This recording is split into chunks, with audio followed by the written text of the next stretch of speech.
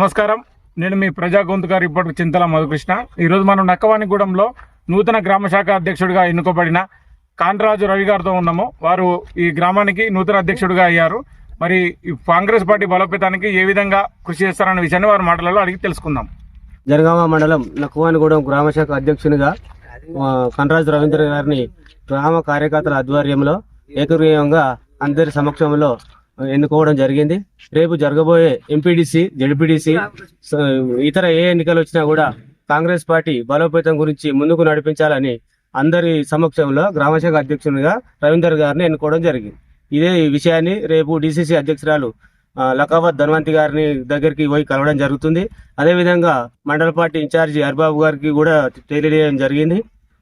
మళ్ళీ ఇన్ఛార్జి కొమ్మూరు ప్రతాప్ రెడ్డి గారి నాయకత్వంలో అందరం కలిసికట్టుగా పనిచేయాలని కోరుకుంటూ ఈ రోజు ఈ సమావేశం జరిగించడం జరిగింది.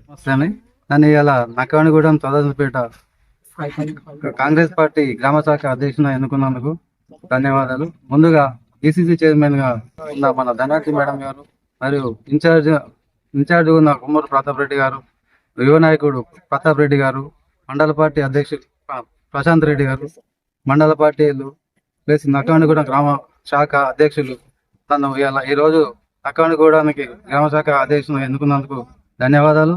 ఇంకోటి రేపు కూడా ఎంపీటీసీ, జెడ్పీటీసీ ఎలక్షన్లు ఉన్నాయి.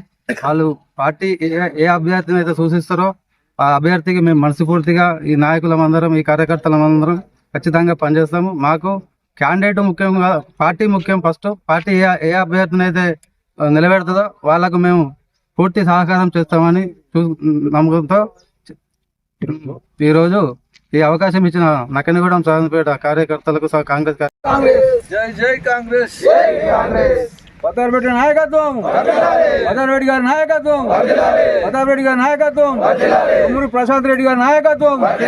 జై కాంగ్రెస్.